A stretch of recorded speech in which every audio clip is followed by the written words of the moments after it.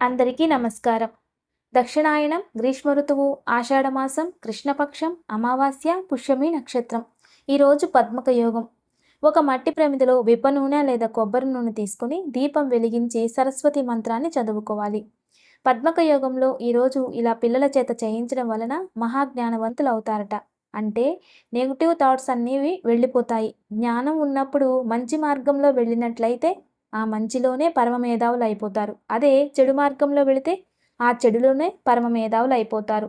జ్ఞానాన్ని ఎటువైపు తీసుకెళ్తే అటువైపు అన్నమాట.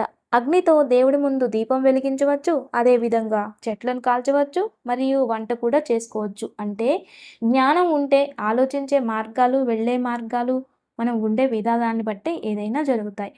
అలా పిల్లలకి మంచి జ్ఞానం కావాలంటే ఇటువంటివి ఆచరించాలి. అయితే కొందరు అనుకోవచ్చు, ఇవన్నీ ఆచరిస్తే మాకేం వస్తుంది అని. కానీ ఎప్పుడూ ఒకటి గుర్తుంచుకోవాలి, మనం ఆహారం తింటాం, అది లోపలే ఉండిపోదు కదా. కానీ దాని శక్తి అనేది శరీరానికి అందుతుంది. గాలిని ఆక్సిజన్లా తీసుకుంటాం, కానీ అదే ఆక్సిజన్లా బయటికి రాదు కదా. అదేవిధంగా జ్ఞానమైన, తెలివితేటలైన, చదువైన ఏది లోపలికి వెళ్ళినా బయటికి వేరే రకంగానే వస్తుందట. ఇది అందరూ గమనించాలి. అదేవిధంగా మనం పూజించినా, ఏం చేసినా దాని ప్రభావం మనపై చూపిస్తుంది. మంచి మార్గంలో ఉంటే దాని ప్రభావం కూడా మంచిగానే ఉంటుంది. అదే చెడు మార్గంలో వెళితే దాని ప్రభావం చెడుగానే ఉంటుంది. ఇది అందరూ అర్థం చేసుకోవాలి. జీవితంలో ఎప్పుడైనా ఆధ్యాత్మికంగా భగవంతునికి దగ్గరగా, భగవంతునితో స్నేహం చేస్తూ, భగవంతునిపై ప్రేమతో, నలుగురికి మంచి చేయాలనే సదుద్దేశంతో ఉన్నవారికి, భగవంతుని ధ్యానంలో ఉంటూ నిత్యం యోగా చేసేవారితో, సర్వదా ఆరోగ్యం బాగా చూసుకుంటూ ఆనందంగా ఉండే వారిలో చాలా పాజిటివ్ ఎనర్జీ ఉంటుంది. అంటే ప్రకృతి ఎనర్జీ వారిలో ఎక్కువగా ఉంటుందట. ఇలాంటి వారు ఏమనుకున్నా అది జరుగుతుందట.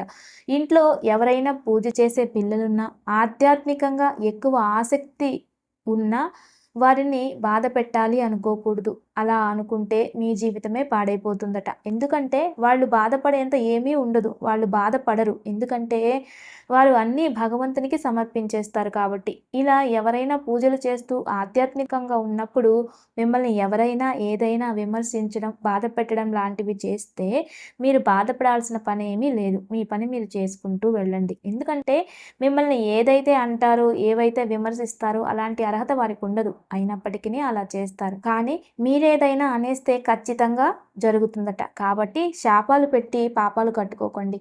ప్రశాంతంగా దేవుడి దగ్గర చెప్పేయండి. జరిగినవన్నీ అవే జరిగిపోతాయి. కొందరి జీవితాలు అంతే.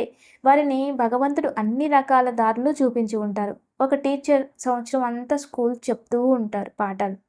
అలా మొత్తం అయ్యాక ఒకరోజు ఎగ్జామ్ పెడతారు. ఎందుకంటే పాస్ అవుతాడా లేదా ఫెయిల్ అవుతాడా అని. ఫెయిల్ అయ్యాడనుకోండి ముందుకెళ్ళడు కదా. అదేవిధంగా భగవంతుడు కూడా ఎప్పుడు మనతోనే ఉంటారు, కానీ పరీక్షా సమయంలో సైలెంట్గా ఉంటాడు అంతే.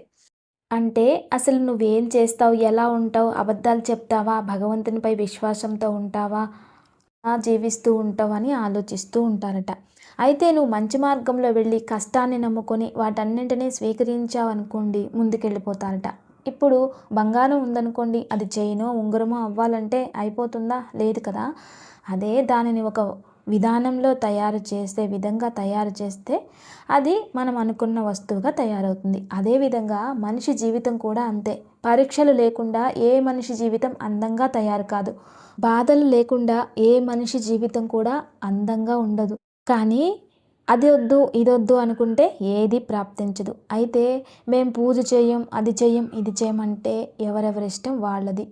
కానీ ఈరోజైతే పిల్లల కోసం సరస్వతి ముగ్గు వేసి 2 దీపాలు వెలిగించి ఓం హయగ్రీవాయ నమః అనే నామాన్ని జపించాలి.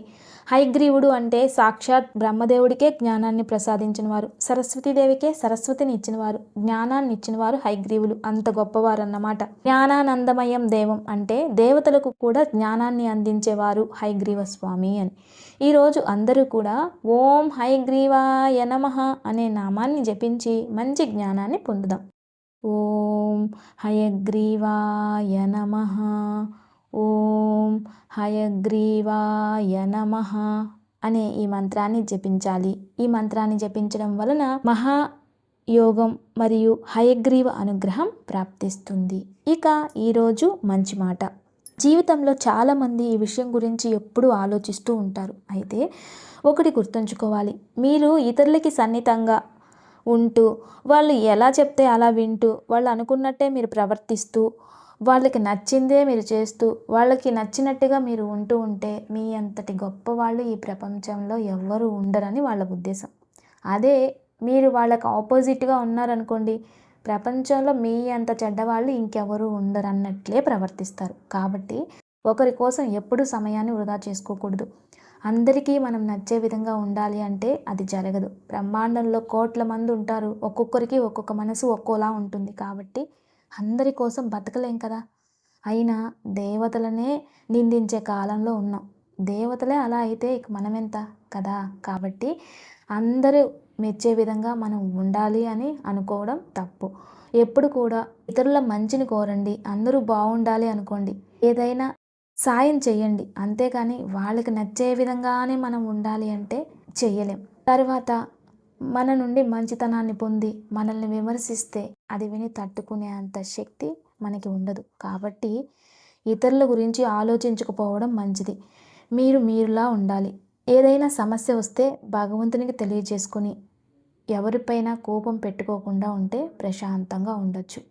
ఎవరైనా ఏదైనా మనకి ఒక గుణపాఠంలా నేర్పిస్తే గుణపాఠంగానే తీసుకోవాలి. గోవు పాలిస్తుంది అంటే అది దాని ధర్మం.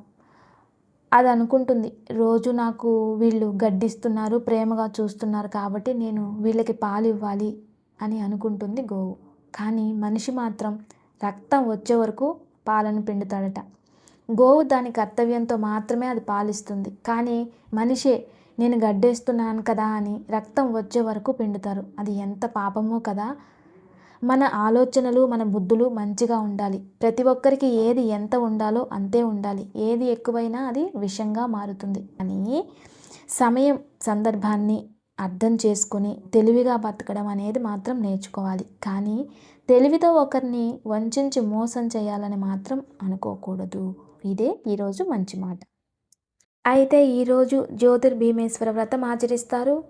2 జ్యోతులని పార్వతీ పరమేశ్వరులాగా భావించి పూజించి తర్వాత భర్తకి పాదపూజ చేసుకోవాలి. ఇలా చేయడం వలన సుమంగళి యోగం ప్రాప్తిస్తుంది మరియు సకల దేవతల అనుగ్రహం ప్రాప్తిస్తుంది, దైవానుగ్రహం ఉంటుంది. వ్రత కథను తెలుసుకుందాం. ఒక గ్రామంలో వ్రతప్రియ అనే ఓ భక్తురాలు ఉండేది. ఆమె శివుని పట్ల అత్యంత భక్తి కలిగి ఉండేది మరియు చాలా వ్రతాలను ఆచరిస్తూ ఉండేది. ఆమె మరియు ఆమె భర్తకు సంతానం లేకపోవడం వారి మనసులో దుఃఖాన్ని కలిగించింది. ఒకరోజు ఒక సన్యాసి వారి గ్రామానికి విచ్చేస్తారు. వ్రతప్రియ ఆయనకు ఎంతో ఆదరణతో స్వాగతం పలికి అతనికి సేవ చేస్తుంది. ఆమె యొక్క భక్తికి సంతోషించిన సన్యాసి ఆమెకు ఒక వరం ఇస్తారు. వ్రతప్రియ తనకు సంతానం కావాలని కోరుకుంటుంది. సన్యాసి జ్యోతిర్భీమేశ్వర వ్రతం ఆచరించాలని సలహా ఇస్తారు. ఈ వ్రతం శివుని అనుగ్రహాన్ని పొందడానికి ఎంతో శుభకరమని తెలుపుతారు.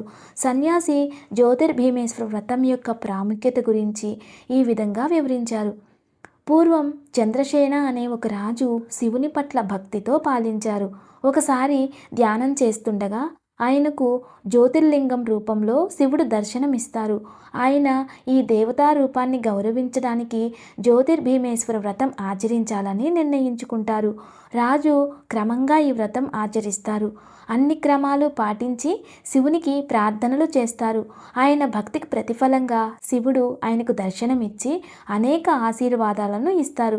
రాజు యొక్క కథ ఎంతో ప్రఖ్యాతి చెంది మరియు అనేక భక్తులు జ్యోతిర్భీమేశ్వర వ్రతం ఆచరించడం ప్రారంభించారు.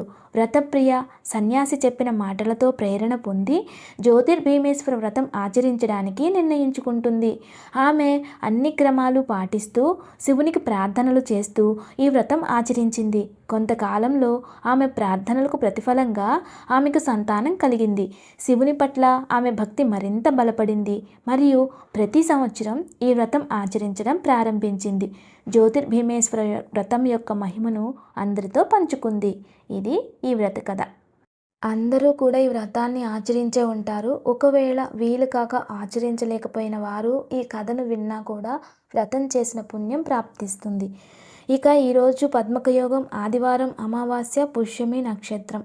ఈరోజు మనం నల్ల కాటుక ఎలా తయారు చేయాలో తెలుసుకుందాం అనుకున్నాం కదా. దానికోసం ఎండు కొబ్బరి తీసుకొని 5 రకాల ఆయిల్, లవంగం, రోజ్మెర్రీ, అవిసె గింజలు, లెమన్ గ్రాస్, నల్ల జీలకర్ర, ఈ ఆయిల్స్ ఏవైతే ఉన్నాయో అవన్నీ 1 ml తీసుకొని దానిపైన కొంచెం పచ్చకర్పూరం ఉంచి, ఇంకా ఒట్టివేర్లు, భోజపత్రి, కొంచెం నెయ్యి, కొంచెం తేనె వేసి కొబ్బరి చిప్పని వెలిగించండి. అది బాగా కాలి బూడిదలా మారుతుంది. అలా బూడిద అయ్యాక అందులో శ్రీగంధం తైలం కానీ, లేదా నువ్వుల నూనె, విప్ప నూనె, లేదా స్వచ్ఛమైన ఆవు నెయ్యి వేసి బాగా కలిపితే అది కాటుకలా చక్కగా తయారవుతుంది. దానిని ఒక డబ్బాలో దాచుకొని రోజు ఉదయాన్నే నుదుటన ధరించాలి. కానీ అంటు ముట్టు లాంటివి ఉన్నప్పుడు మాత్రం దానిని తాకరాదు. ఒకవేళ వీటిలో ఏవైనా ఆయిల్స్ లభించకపోతే వాటి ముడి పదార్థాలు అంటే గింజల్ని అందులో వేసి ఇది తయారు చేసుకోవచ్చు. ఈరోజు రెండో యోగక్షేమం. ఈరోజు సాయంత్రం ఇంట్లో సాంబ్రాణి ధూపం వేసి ఇంటి బయట దానిమ్మ చెట్టు దగ్గర విప్ప నూనెతో దీపం వెలిగించాలి. అక్షంతలు చేతిలో పట్టుకొని కనకదార స్తోత్రం చదువుకొని ఇంట్లో ఆర్థిక పరిస్థితులు అభివృద్ధి చెందాలని సంకల్పం చేసుకోవడం వలన ఖచ్చితంగా ఆర్థికంగా అభివృద్ధి చెందుతారు, శుభం కలుగుతుంది. దివ్య పూజ. ఇక రేపటి నుండి శ్రావణ మాసం ప్రారంభం. రేపు శ్రావణ మాసంలో మొదటి సోమవారం. శ్రావణ మాసం అంటేనే చాలా విశేషం. ఈ మాసంలో మహావిష్ణువు నిద్రిస్తూ ఉంటారు కాబట్టి అంతా కూడా శివతత్వమే ఉంటుంది. అంటే మహావిష్ణువు పనులన్నీ కూడా శివగణాలే చేసి పెడుతూ ఉంటాయట. అంతేకాకుండా పరమేశ్వరుడు కూడా మహావిష్ణువు ధ్యానం చేస్తూ ఉంటారట. మాసంలో భూమి నుండి పండే వాటిని తినకూడదని శాస్త్రం చెబుతుంది. అంటే పుట్టగొడుగులు, బంగాళదుంపలు ఇలా అన్నమాట. ఇది గమనించాలి. అయితే రేపు ఉదయాన్నే లేచి పితృదేవతలను స్మరించి సూర్యాష్టకాన్ని చదివి సూర్యునికి ఆజ్యం సమర్పించి దగ్గరలో ఉన్న శివాలయానికి వెళ్ళి నువ్వుల నూనెతో 2 దీపాలు వెలిగించి రావాలి. ఇలా చేయడం వీలు కాని వారు ఇంట్లోనే కూర్చుని బిల్వదళాలతో అష్టోత్తరాన్ని చదివి భస్మార్చన చేసి ఆ విభూదిని నుదుటిన ధరించే సమయంలో మృత్యుంజయ మంత్రాన్ని జపించాలి. ఇంట్లో వారందరూ ఇలా చేయాలి. దీనివలన అపమృత్యువు లాంటివి దరిచేరవు, ఆరోగ్యంగా ఉంటారు, ఇంకా ఇంట్లో ప్రశాంతత అనేది ఏర్పడుతుంది. ఇక ఈరోజు ఆచరించాల్సిన 3వ యోగక్షేమం. ఈరోజు సాయంత్రం కాలభైరవాష్టకాన్ని చదివి కొన్ని తెల్ల ఆవాలు చేతిలో పట్టుకుని ఇంటికి దిష్టి తీసి తీసుకెళ్ళి ఏదైనా ముళ్ళ చెట్టు పైన వేసేస్తే ఇంటికి ఉన్న దోషాలు, శత్రుబాధలు, ఇంకా నరదృష్టి తొలగిపోతాయి. నమస్తే. Thanks for watching.